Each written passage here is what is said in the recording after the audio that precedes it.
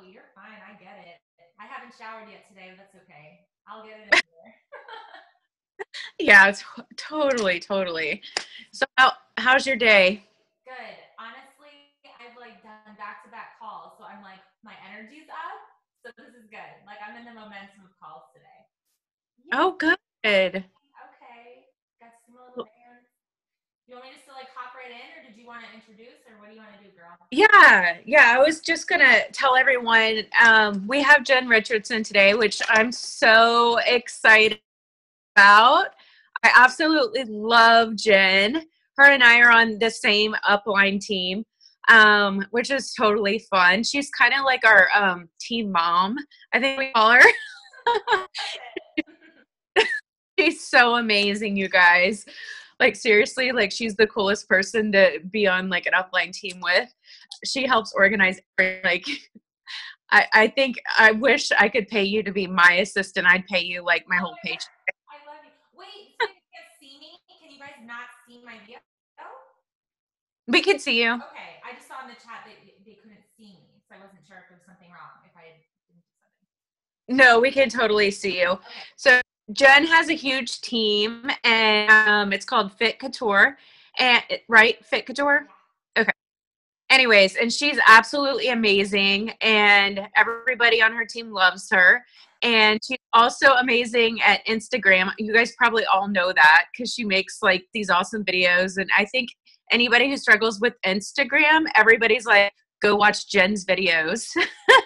So we're so excited. I'm not going to keep introducing you any longer, but thank you so much for being here. We're so excited. Oh, thank you for having me. Okay, I want to make sure you guys can all hear me before I go off into my spiel. So, hearing good? No, not good. They're saying it's difficult to hear. Can you hear me? I can hear you. They're saying it's like you're in a tunnel far away. Does it feel like that to you? Does it sound like that? No, it doesn't. It says that you're really quiet and hard to see. But it doesn't show that, but you can see me? Somebody said they can hear well. Any other? Joy, what about you? Can you hear well?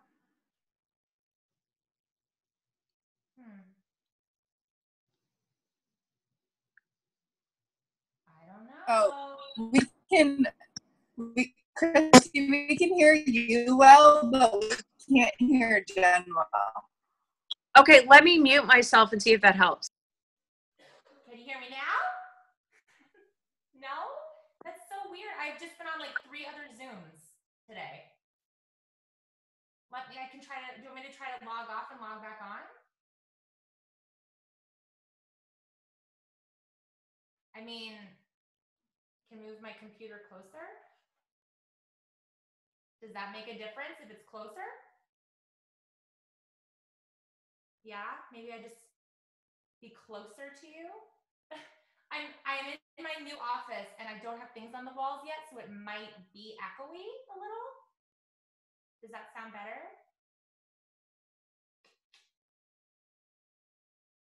I can't hear any of you. I can hear you. Okay, so it's better. Maybe I'll just talk closer to you guys. Yeah, it sounds a little bit distant, but I can hear you. I wonder why. I don't like that. I would talk really close and then loud, but we can hear you. My husband's in the other room, like, I can hear every word you're screaming at these girls. Okay, well, if you guys think it's okay, then I'll start talking. I don't have headphones. I don't do headphone things. I don't like things in my ears, talking into headphones. I don't know, I'm like weird, like a real weirdo like that. Okay. All right, so Christy gave me, so Instagram's my jam. Let me just say that. For those of you guys who don't know my story, I started coaching and my warm market had zero interest like in everything I said. They were like, don't want to buy anything, that's cool, whatever. And I was kind of like, well, I need to do something. And Facebook was just like not for me. Didn't really, Facebook just felt very, it was just warm market those were the people that weren't interested. And at the time, Instagram was like kind of new and emerging, and I was trying to figure it out. And over the past couple years, I've become obsessed with like figuring out Instagram's algorithms and the way it works and all of that stuff. So because I'm a huge nerd, you guys get to benefit from all of my research on like kind of what works with Instagram and like what doesn't. And yay, good. I'm glad volume is so much better. I don't know what changed, but I am happy about it. Someone's looking out for us. Okay, so that's kind of my spiel. I wanted to find a platform that was easy for me to network with my cold market, to find a cold market to work with, and to kind of, you know, interact with people that it didn't feel like I was pushing myself onto them. I feel kind of with Facebook, sometimes you send that friend request and people are like, who are you? Like, why are you sending me this friend request? Like, I don't know you. But Instagram, they're like, yay, I'm a new follower, yay, like, and they're all excited. So I was kind of like, Instagram's like, I feel good. I feel like I can like really branch out with my cold market, and people won't think I'm a weirdo for like friending them and like following them and talking to them. So that being said, Christy gave me a little list of stuff that you guys wanted to kind of had questions on, like which hashtags to use, where to search for people, how to do the follow and follow method. So what I'm going to do is I'm going to run through the questions she had, and then at the end, if you guys still have questions for me that I didn't touch on, then just feel free to put them in the chat, and then I'll run through those too. That sounds good. Which hashtags to use? This is so huge because it's going to vary so much from like person to person. So for example, I like to use Amy Silverman as an example of a coach. I love her and I follow her. I think she's awesome. But if I tried to use her hashtags and to like network with her niche market, I would fail miserably because we do not have the same, we don't have the same niche market really. We're not trying to attract the same people.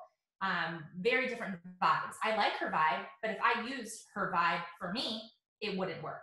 So I think what's really important for you guys, first and foremost, is to figure out like, who are you trying to attract? So when you put a post up on social media, do you know who you are hoping sees it? Or you're just putting it up there and hoping that the content is so general and vague that like anybody can really be interested? Because that's not gonna work. You need to be really purposeful and intentional with who you're trying to attract.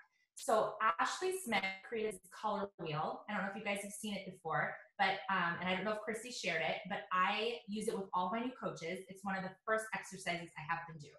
Everyone has to do a color wheel. Basically this color wheel, it has you fill out all of your interests, kind of like your niche market. Once you have the color wheel set up, there's this website, and I'm gonna type it in here into the chat so you guys have it. It's called displaypurposes.com. And I plug my interests and have my coaches plug their interests into that website, and it spits out a list of hashtags. Now here's the thing, okay? So if you put your interest like boy mom, all right, and you put that into display purposes and they give you a list of hashtags, do not just copy and paste the hashtags that they spit out for you. This is tedious, takes a little time, but you want to go through the hashtags that they give you for each of your interests and look at who's using them. If you see a ton of Beachbody coaches using that hashtag, do not use it. Because when you post, all you're doing is getting more coaches to look at you. So I will go through these hashtag sets and I'm like, this girl's cute, this girl, okay, that hashtag looks good. I write it down on my list. If I go to a hashtag where it's like kind of spammy, you know, you see like a lot of, they're not the kind of people you want to be following, maybe it's a lot of coaches, I'm like, that's not a good hashtag for me. I don't use it. So while it's a little time consuming to really go through these hashtags that you're choosing, you have to, or else you're using a hashtag set that's bringing more coaches to you, which is, we don't want that, right? I will say that a lot of hashtags that I use, they might have other MLMers, which is fine. You know what I mean? Like that's totally fine. Someone that does unique might very well want to buy a Lift 4 challenge pack. So if you see hashtags being used that are other MLMs are using, don't be afraid of those. I mean, you know, if it's a lot of like prove it or like competitor MLMs, well, we're kind of working towards the same purpose. You might not want to. But a lot of the hashtags I do, so I have a lifestyle blog. So one of my niche markets is like lifestyle blogging. And so I follow a lot of lifestyle blogging hashtags. and I look through like those kind of people, and a lot of like Young Living girls pop up, Unique girls, Limelight, they pop up. But that's fine. I have so many other MLM customers, and let me tell you guys this. It's sometimes easier to sell to someone else that's already an MLM because they get it. They get what you're about to say, and they're like, this product works. I sell a product too, and sometimes it's even easier. So don't feel afraid of working with someone that's in an MLM. So that's kind of the first step of which hashtags I use. I kind of, scout through them. Something else I do, and I really recommend, is you guys finding like a bigger account, non-Beachbody related, that you follow. So I follow a ton of mom bloggers, not even just for Beachbody purposes, just because I like to follow those people. And I look at what hashtags they're using. What hashtags are they using in their posts that are bringing people to them? And then I'll click on the people that are commenting on their posts, and I'll follow them. We'll get into that in a minute, but I'll follow them, and I'll also look at what hashtags they're using.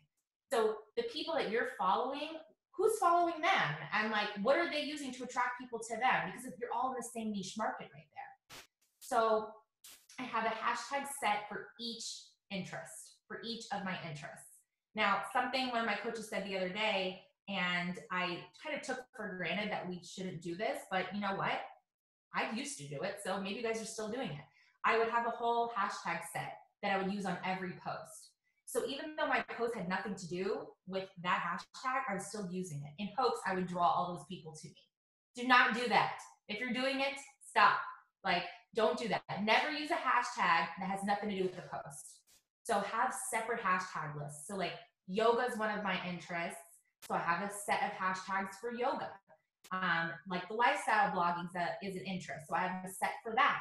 I literally have 5 different hashtag set lists, depending on what posts I put up, that I use on my posts. So a common question with where to put the hashtags used to be, you could do it anywhere. Then Instagram was like, nope, you can't put it in the comments anymore. We're going to shadow ban you. And we're not going to get into that because shadow banning is not a thing anymore, which is awesome. Now, Instagram's not doing that crazy stuff where they hide your content. So for a while, we put it in the caption, which is ugly. And we all like see those hashtags and captions. We're like, it looks ugly, but we were doing it because Instagram wanted us to. Now Instagram doesn't care anymore again. So you can put it back in the comments. Yes, perfect. Hide the ugly hashtags. Put them in your comments. So that's what I do on my posts. But I'm also using that same hashtag set list to follow, which will bring me to like one of the other questions. How do I do my follows and unfollows? All right. So I do the follow and follow method. Maybe you guys have heard of it. Maybe you haven't. When I first heard about this method, I was like, I don't like the idea of just following people to just turn around and unfollow them.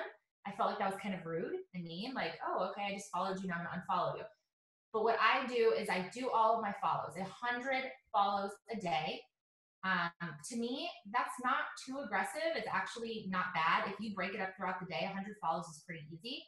If you're in build mode, like you're like, I want to be diamond yesterday, I would say 300 follows a day and try to break it up. No more than 50 in an hour.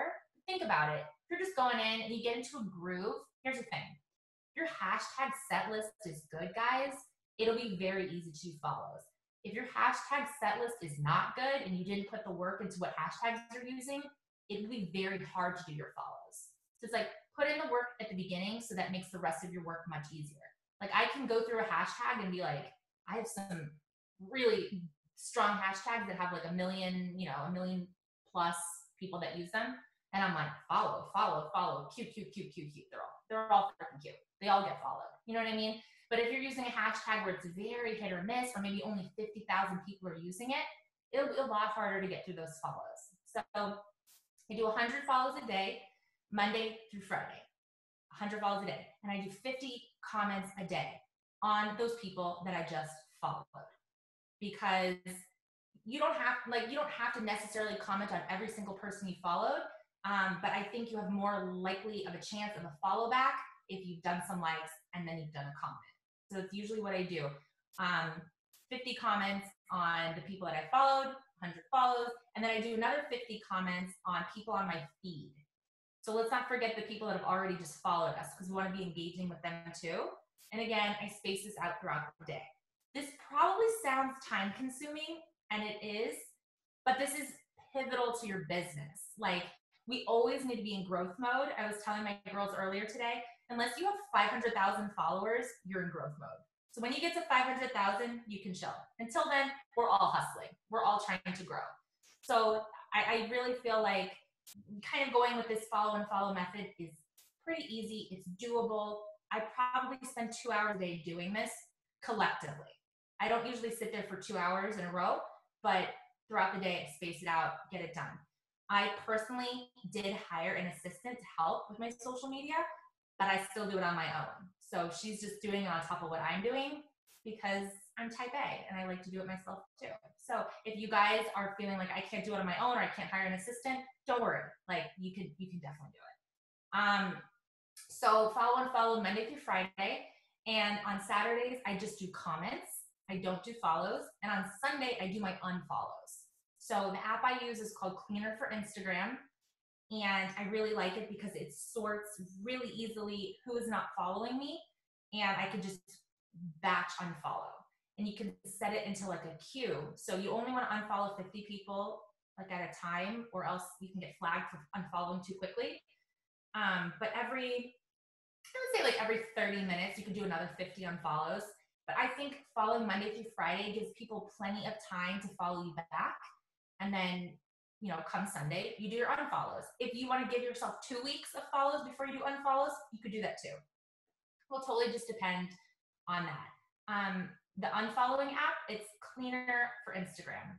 That's what it's called. Do I use Captivate or anything to do follows? Someone else asked me that. I don't know what Captivate is. So I've never used that. I just go through the hashtags and do my follows that way. I will tell you that if you get into using bots, that gets a little tricky with Instagram. They don't really like using third-party apps to like follow people. So I would try to do it on your own as much as you can. If you want to hire somebody, you could do that too, but you could do that. All right, so that's my follow unfollow method. So where to search for people besides the hashtags, which is my big thing. I say go to those pages like I was mentioning, big accounts that are non-Beachbody related. Look at who they're following. Look at who's following them. Look at who's commenting on your posts. Because think, if they're commenting on someone else's post, chances are they're active on Instagram and they're going to want to, comment on yours if they engage with you. So, that's another place to go. And then finally, the explore page. I don't know if you guys use that, but when you log into Instagram, it's like the first thing that pops up. This is great because if you are genuinely liking and commenting on your page, explore page will populate accounts that you don't follow yet of people, and I think maybe sometimes you are following them. For me, mostly it's people I don't follow yet, that Instagram thinks you'll like based on who you're commenting on, who you're liking, and all that stuff. So it's like they do legwork for you. Super easy. Okay. Now, tracking. This is like the next thing that people ask. They're like, oh my God, if you're doing 100 follows a day and you're doing comments, like how are you tracking all these people? I don't. So there's 2 ways to grow with Instagram. One, you're growing because you need to grow your following. You need to grow your network. And then 2, you're growing for Beachbody. You're growing to hopefully get a new coach or get a new customer. So the more eyes on your page, the better. But you do not need to track the people you're following. You simply just need to follow them, make sure that your content on your Instagram looks good. We'll talk about that in a minute, and let them do the rest. They're going to follow you back because they came to your page. They like what you're showing. They feel commonality. They get why you followed them in the first place. They liked your comment. Now comments, 4 words or more, or Instagram does not count your comment as relevant. It has to be 4 words. Emojis don't count. So what I usually like to do is ask a question. Because if I leave a comment that's like, oh my God, you're so cute. Well, they could heart it. Thank you. But if I say, I really love your kids' pajamas. Did you get those at Target? Where are those from? I want to get them for my boys. How much more likely are they to respond to me that I asked them a question, and you complimented their kids' cute pajamas? So when you leave comments, it might take a little bit longer, but try to ask a question and have it be like a very genuine comment. I love when comments come on my page that are questions because I feel like they read my caption. They didn't just look at my picture. They read, and then they're asking me a question based on what I said. So I'm so much more likely to follow somebody back myself if they engaged with me, right? So that is kind of like how I do my kind of like my Instagram power hour, I guess, as far as like how I'm commenting on people, how I'm bringing them back to me, how I'm engaging with them, how I'm, you know what I mean? Kind of like in a nutshell. That's what I do every single day. So going into content, I said I wanted to circle back to content. Like what are you posting? Like what are you talking about? Hashtag set list. You put all your interests in there, right?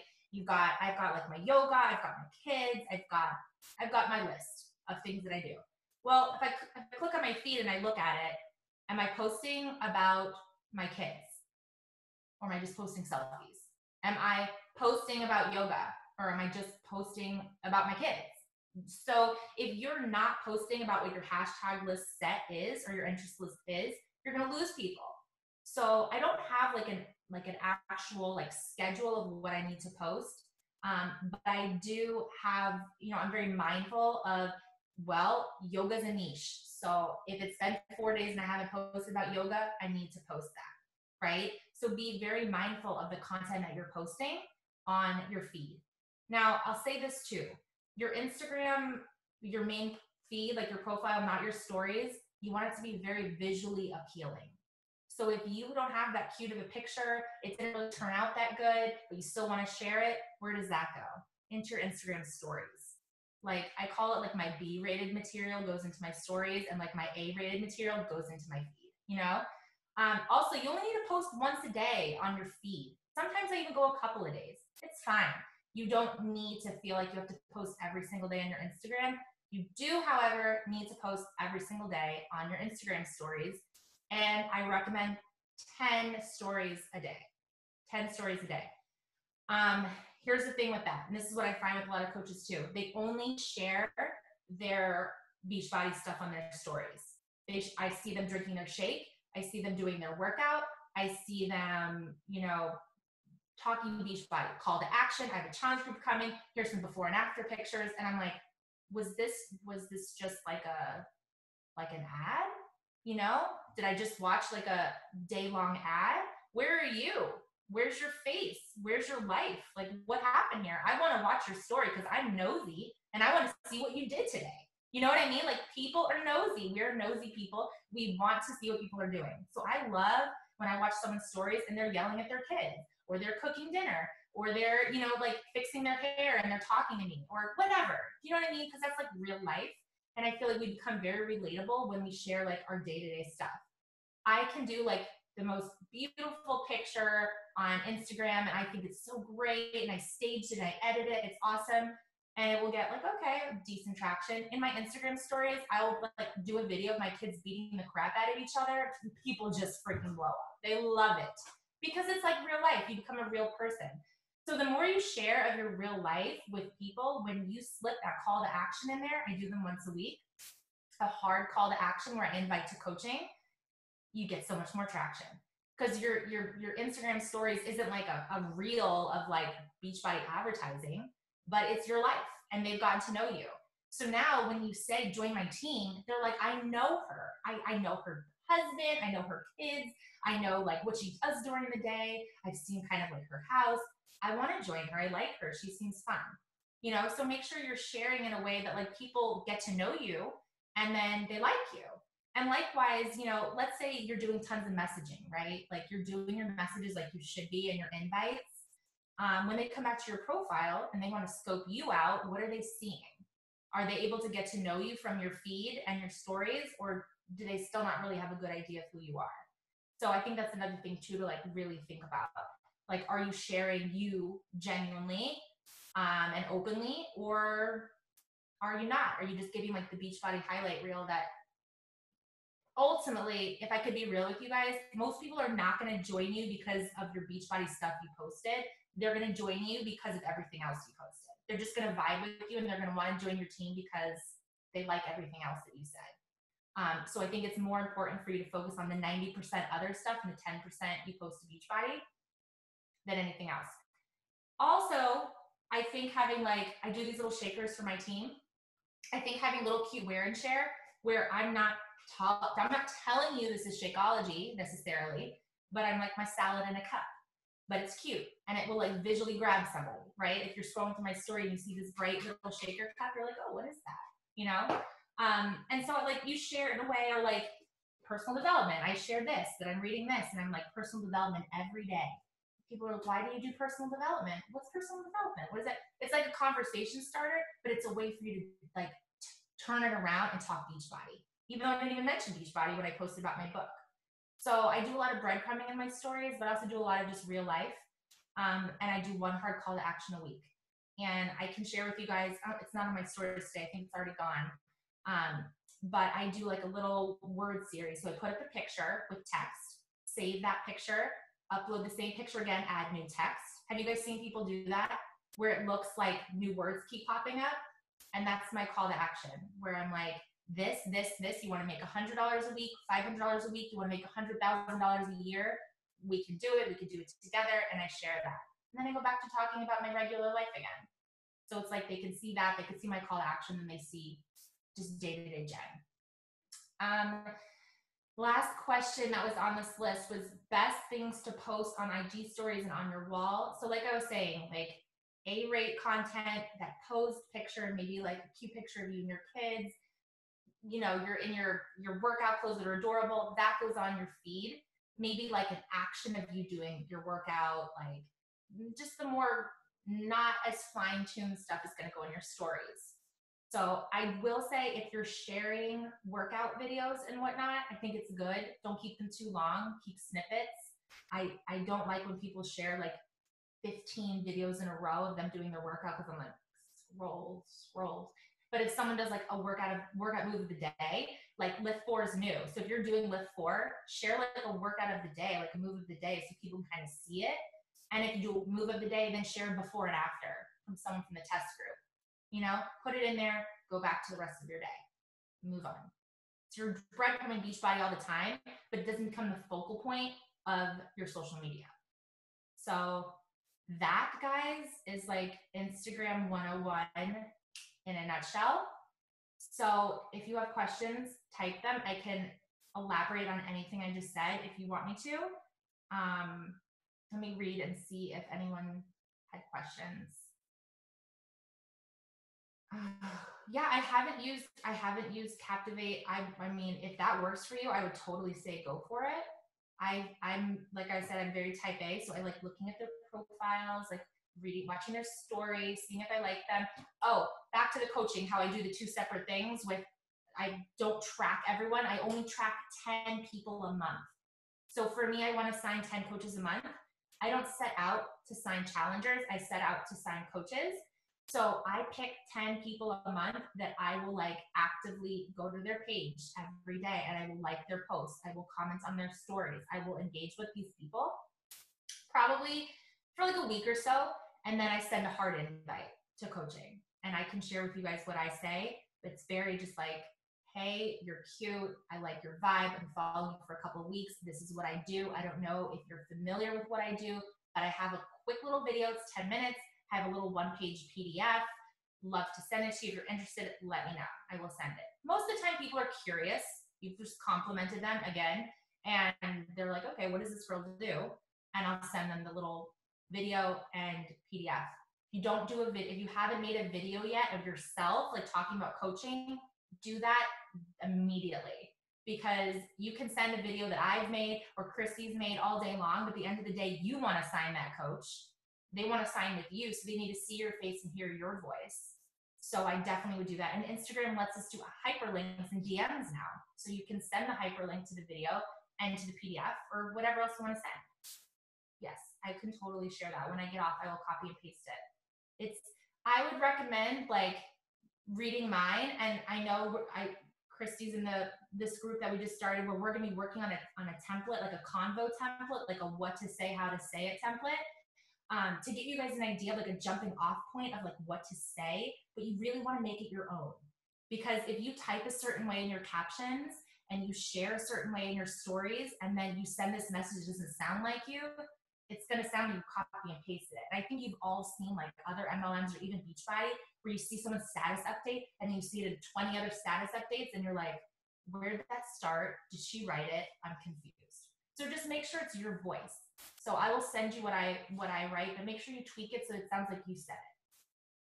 And do you message people that follow you and like or watch your stuff? I only message the people I'm tracking.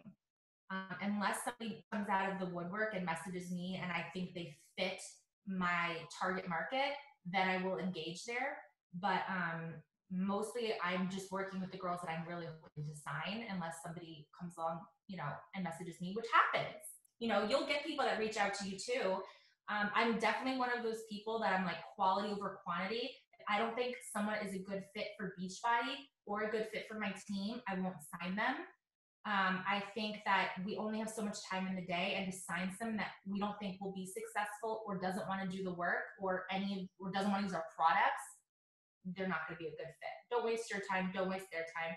I had a girl the other day that she wanted to sign, but she didn't want to buy anything. She's never used Shakeology. She's never done Beachbody on Demand. She's like, but I want to be a coach. I'm like, I can't train you to be a coach if you don't want to do what we're doing. I'm sorry. But I know as like a newer coach, or maybe you really want to build your team, you're like, I'll sign the garbage man if he will be willing to sign up. Like, I don't care. Just let go of that mentality. It's better to have no coaches than a coach that you think will be successful, because it's your time that you're going to put in to train them. But I think the system of being very intentional on who you're following and who you're trying to attract, you're going to get the people who want to.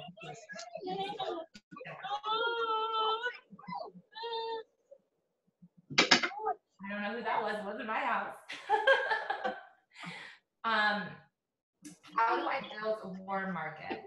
Well, so the people in your cold market, the more you interact with them, the more you message and talk and chat with them, become a warm market. So there's people that I'm Insta friends with that haven't made the leap to coaching, but we are definitely, I would say we're like Insta friends, like I follow them. I've gotten to know, like, I know their kids' names, like I know what they do and that kind of stuff. So the cold market becomes your warm market over time. But to me, a true warm market is people I knew outside of social media. So real life friends, former coworkers, former, schoolmates, people in life, friends, family, whatever. That's like your warm market. Your cold market to me is people you didn't know before you found them on social media. Good? Did anyone else have questions? Are you good? These are awesome. Thank you. And I also wanted to say that if you're really doing your vital behaviors, you almost never have a cold market, because you're creating all these conversations with all these people. And so it's like you're always creating just a bigger warm market. That's how I look at it. And so that's how I think coaches continue to have like these big careers over multiple years, is they never actually have a cold market. They just grow their warm market. So anyways, just something to think about. Yeah. But Jenn, thank you. It becomes a warm market the more that yeah. Yeah. Exactly. Thank you so much. I took so many notes. It was awesome. I learned so much. I'm like, okay, I'm starting today. This and this and this. Yay. I'm so excited. I love Instagram. Yeah. Kylie said questions on conversion. I feel like I'm doing everything you're saying, but my conversion rate to customers, coaches is tiny. That means you need to step up how many people you're messaging, how many people you're talking to. You need to double it. So for me, I think when I was really in build mode, if I was hoping to sign 10 coaches a month, I would probably be tracking, because you have to think, like I'm just telling you my numbers, what I do right now. But when I was in build mode and I only had like 400 followers on Instagram, obviously I can't expect all 10 people I track to want to sign up with me. You know what I mean? So you have to look at what's realistic for your day, how many people you can be talking to, what is not overwhelming for you, like how many people you're going to track. But if you feel like you're doing these steps and you're not getting that conversion to want to sign up, that means you have to be talking to more people. If you reach out to 10 people, maybe 2 will say yes. If you reach out to 20 people, maybe 6 will say yes. You know what I mean? It ends up being a number game. How far are you casting your net is how much of a chance of a yes, right? So it just becomes a number game. And how many hashtags do I usually use? I would say like 15 on a post, but my hashtag set lists are very big. I have probably 30 to 40 hashtags for each interest list, and I just rotate them out and I search different ones on different days. And that's it. So, good. Thank you guys for having me. Thank you so much. I'm so excited. Me too. I love it. And we'll have a lot of people watch this recording too, so it's awesome. I really appreciate it. Oh yeah, girl. You're welcome. Thank you guys. And you have a good weekend. You too. Have a good weekend, guys. Thank you.